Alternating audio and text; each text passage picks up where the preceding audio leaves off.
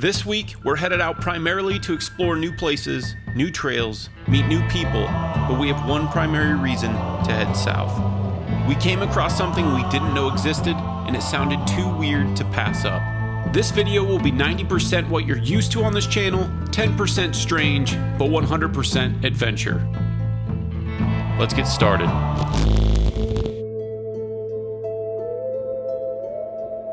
The Pentagon's UAP task force considers the Omaha spheres to be true unknowns. The ships that were under observation by the unknowns were unable to track where they came from or where they disappeared to.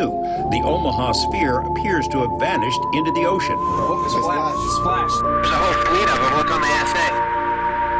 My gosh.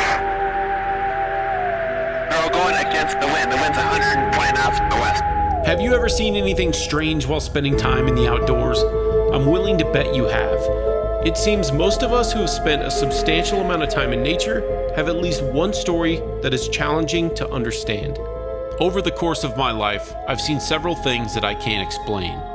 A neon blue craft of some sort moving through the sky, only to be confirmed by a group of friends who saw it from across town. A bright object in the clear night sky of Utah that I assured everyone was a satellite reflecting light from the sun, only to immediately make a perfect 90-degree turn while myself, my wife, and two others watched. Halloween is drawing near, and the cold of Colorado is already making us miss the warm summer months. What better time to venture to a place that's touted for its energy vortexes, strange occurrences, and consistent sightings of unidentified flying objects by the locals? Sedona, here we come. It used to be the burden of proof was on the people who believed in UFOs. They saw something, prove it. Now the burden of proof has shifted to the Pentagon, to the military. Now they have to prove that these aren't extraterrestrial.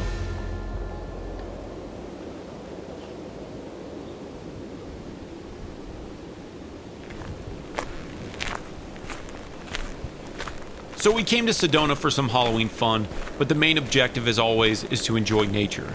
We're going to get our tourist duties out of the way first, and then hit the local trails.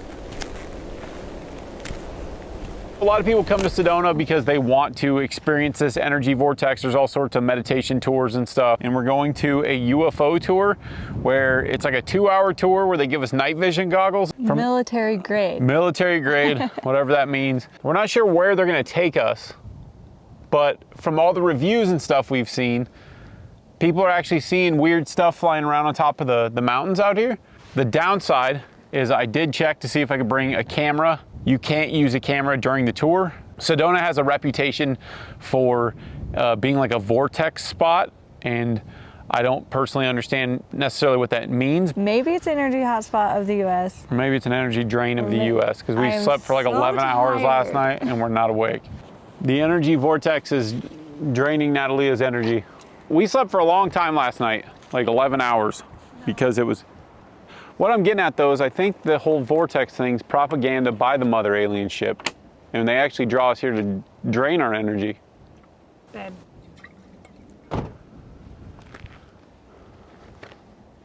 It's draining her.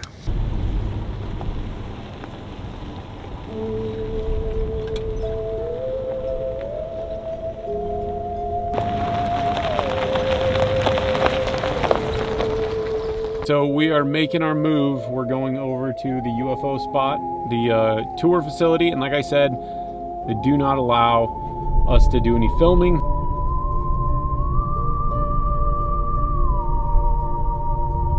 All right, we're heading out to our tour. We're almost there, I think, but they basically made us promise a bunch of stuff about not talking about certain things. Yeah, they're gonna tell some secrets and we can't say anything about it, so... Clickbait. Might just have to keep our secrets. You're either rolling your eyes or you're waiting to hear about it. It's a story best told around a campfire, so hang in there.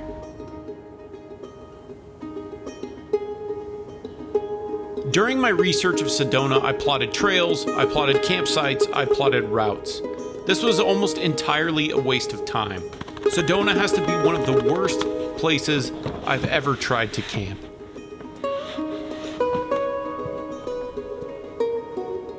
Last night we did a UFO tour, which is super cool, and now we're gonna head off for the trail, Schnebly Trail. something like that. Anyway, it's a Monday. Hopefully there's not too much traffic. We're gonna go up there and we're gonna hit the trail, find a cool campsite, and probably hang out up there for a couple days.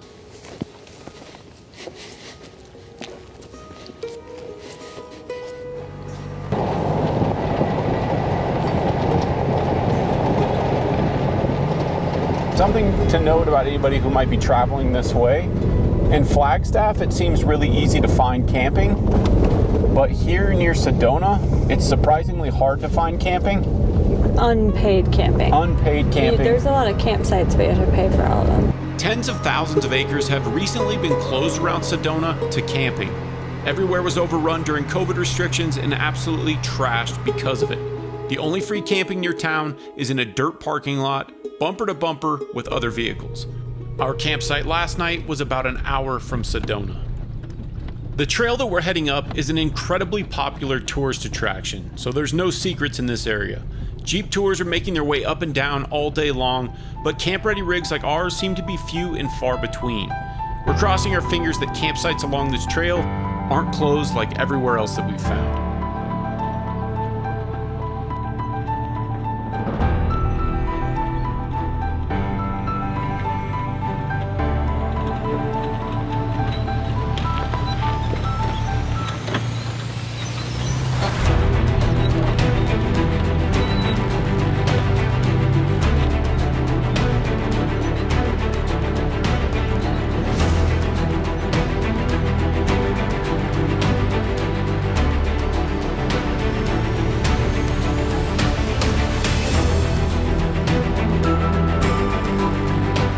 Schnebly Hill is a trail named after Carl Schnebly.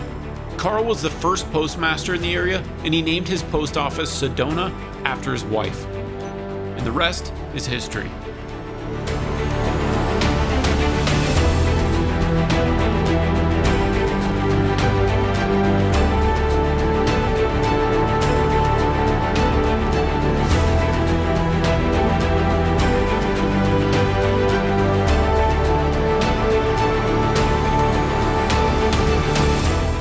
I'm 100% convinced that this flat spot over here is a UFO landing site.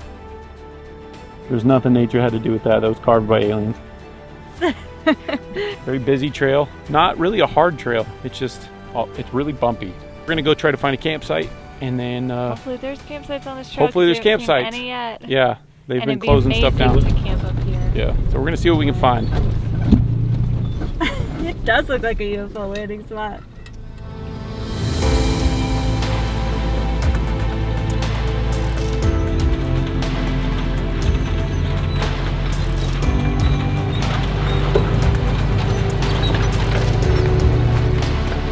And after hours of bumping down the trail and a few hits to the rear differential, we have found the campsite that we've been looking for.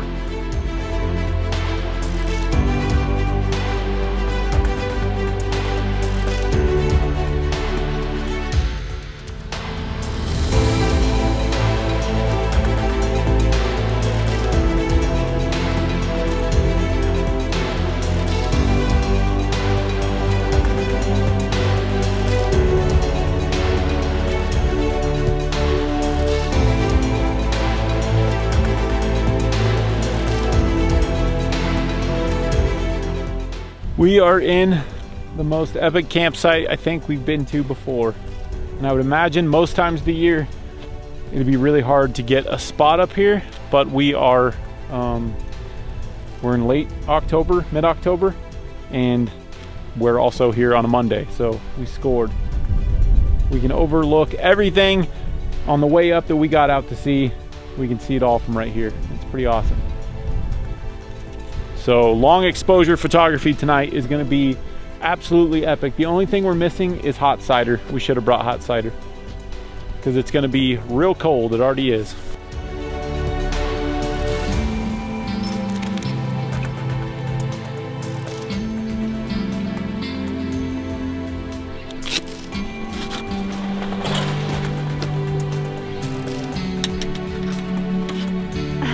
They did it! Probably can't tighten it. Nope. It's tight enough, you know what I mean?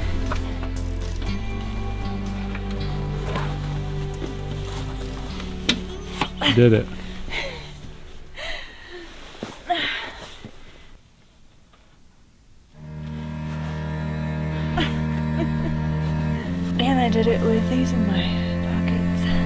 A downside of living in the mountains of Colorado is the lack of sunsets. And Arizona, on the other hand, has some of the best. It got very cold very early, so we climbed up in the tent, turned the heater on. We'll do some more storytelling tomorrow because we did learn a fair bit about this area and some of the things that it has to offer, and you know, a lot of supernatural stuff supposedly going on. So it'll be fun to share that. But that diesel heater is screaming, and I'm gonna climb up into the tent and cozy in for the night.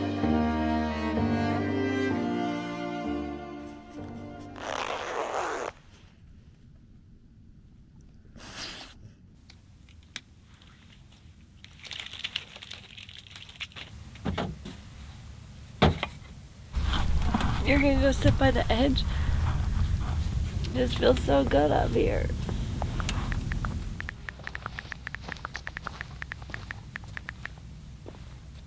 Sitting down for my morning coffee, and I've decided to share a photo with my subscribers, and I am so glad I did.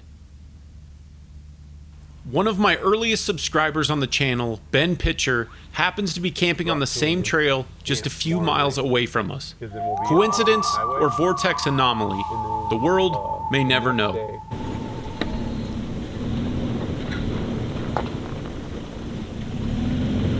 And as he rolls into camp, I immediately want to put a deposit on a Tacoma.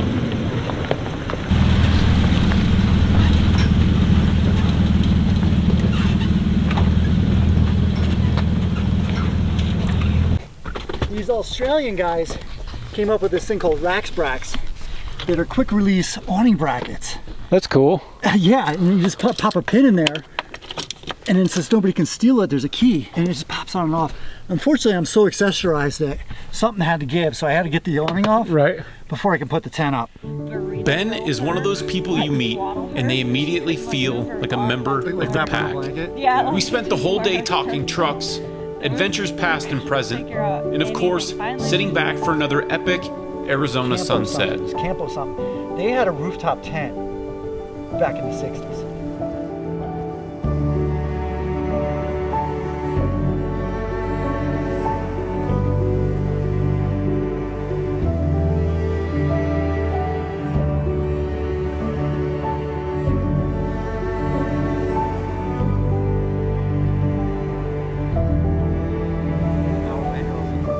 Ben is currently on a 2-week solo trip, setting out across Arizona just to see what lies ahead. This is the time of the year where all of us cling to these last remaining days of long daylight hours and try to capture what it feels like to be in the warmth of the sun. The residents of Arizona don't have to worry, but for most of us, rolling back the clocks is drawing near. Finally.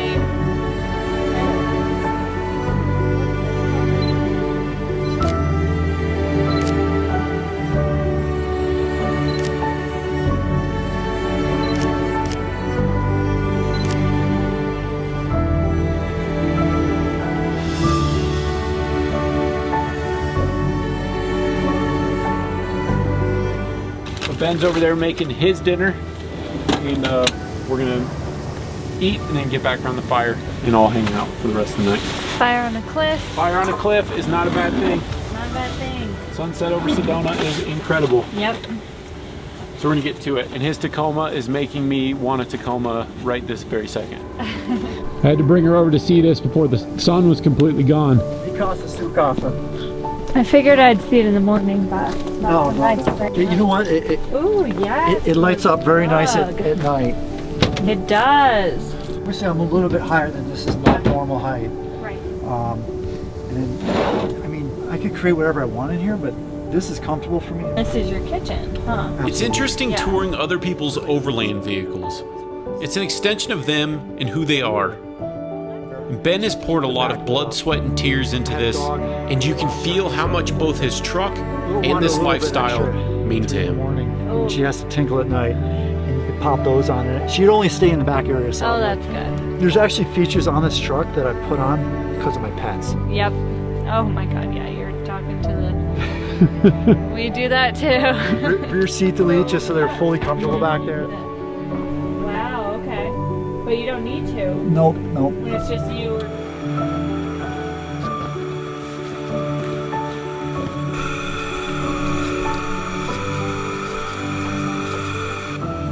I got these too. Yeah, you probably can.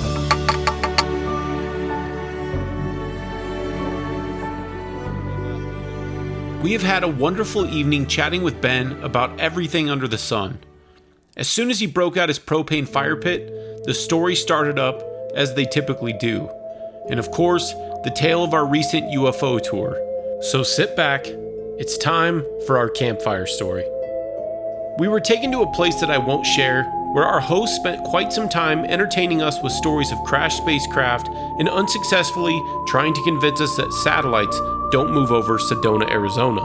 We were starting to question our decision on going on this tour until everyone got handed a pair of night vision goggles. These goggles pick up both ultraviolet and infrared light. It seems like you can see 20 times more stars in the night sky. We could immediately see that there were tons of objects flying around above the clouds. We just weren't convinced that they were anything but satellites, although you couldn't see them if you took your goggles off. Natalie and myself walked a little ways away from the group and started watching the distant mountains, and that's when we saw something interesting. We saw several objects that appeared to be slowly moving up and down above the mountains. A pulsating light illuminated from them. These were so bright and moving so perfectly that we repeatedly took our goggles off, but each time we did, you couldn't see a thing. No lights, no flares. We then observed 3 objects flying in a perfect triangular formation. And after about 10 minutes, the rest of the group realized that we were fixated on something, and they came over and saw it as well. But as we all watched, our time was up and the goggles were collected. The tour guide says that they see this kind of stuff on a nightly basis. Could what we saw be explained? Probably, but not by us. The only thing I know for sure now is that I want a pair of these night vision goggles.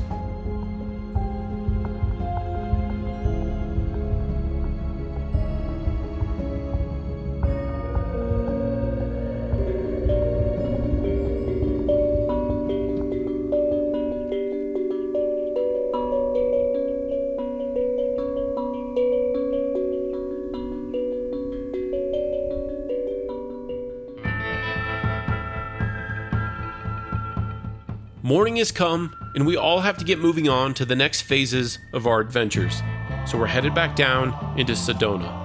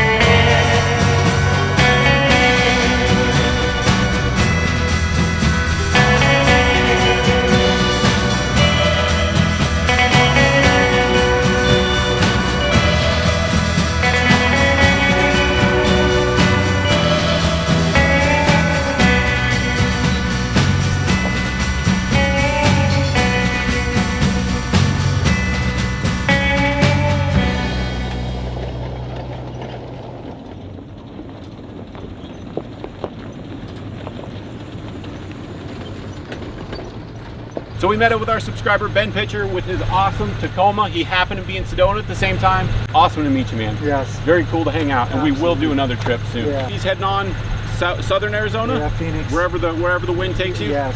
Wherever it's warm. Yeah, and we're gonna it's head back warm here. and we'll be heading back to Colorado here shortly. But yeah, man, it's been a pleasure hanging out with you. Yeah, Good company. Yes. Thank you. Absolutely. Ben is off to his adventure across the West, and his trip is just beginning, and ours is slowly coming to an end.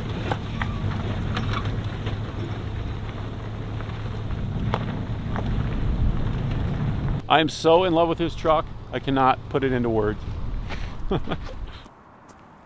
After spending the day on some of Sedona's popular hiking trails, it's time to test our luck and try to find another campsite. But before we do that, we have to make a stop along the way.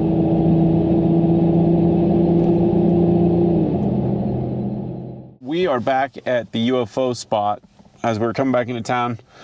Natalie wanted to come back here and check it out. And part of the reason is because, I mean, obviously it was a UFO tour. It was super cool to use the night vision, and we saw a lot of cool stuff through that like our tour guide wasn't even explaining. Like, we did see 3 something flying around, and they were keeping formation as they were moving. But there are certain things that she told us that we weren't entirely sure about. And so now we're here in the daylight. Totally convinced. So we wanted to check it out during the daytime with our binoculars to see if there's any structures on some of these mountains that we were seeing things on. She said her husband tried to get up there and he couldn't, and like everything was blocked off. But I mean, it's hard to believe. Hard to believe. There's a lot of trails here. There's a lot of trails. There were some weird lights on the top of these mountains There were definitely a ton of weird lights that you couldn't see with the naked eye. that you couldn't explain. Right. But some of the other things that we were told during the tour made us a little Skeptical. so now we're investigating the UFO tour in Sedona. As silly as that might sound to some people. Yeah. We're myth busting this. There were lights on top of this mountain that were not evenly distributed. And there would be some that would turn off, some that would glow super bright, and then they would dim back down. And the one towards the end of the tour was glowing like crazy bright, because you and I were... And they were either infrared light or ultraviolet light, because Yeah. they weren't visible to the naked eye, but when you put the night vision goggles on, they were very bright. Yeah. And Natalie and I were the last ones to give our night vision back, because we were trying to see things that we're trying to understand what we were seeing. And there was one that was like descending, like it was landing on a mountain over a slightly different mountain that we can't totally figure out which one we were looking at. I don't regret the UFO tour. It was expensive. I don't regret it at all, though. It was cool. Yeah, I don't regret it either. It was really cool. But the next time I come to Sedona, I'm bringing night vision goggles. And we're going to go do our And own we're going to go story. up on top of that. Yes. For sure. All right. We decided to once again venture into the dirt trails near town. Perhaps the areas that are RV friendly are closed, but the more rugged stuff that's harder to reach is still open. If only that were the case.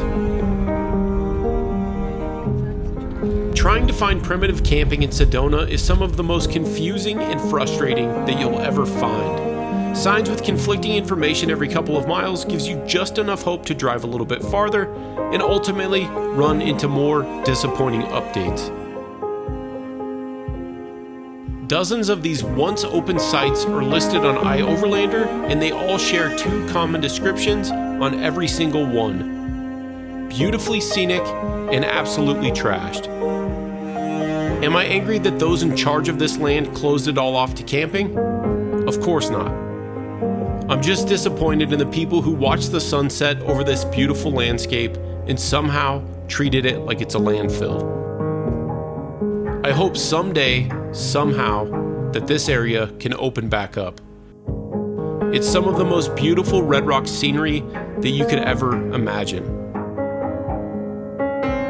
It's up to us to prevent this sort of thing from happening to more incredible places like this. So let's protect the places we love and pack it in and pack it out. As always, thank you so much for watching, and feel free to check out my other adventure, off-road, and overland related content.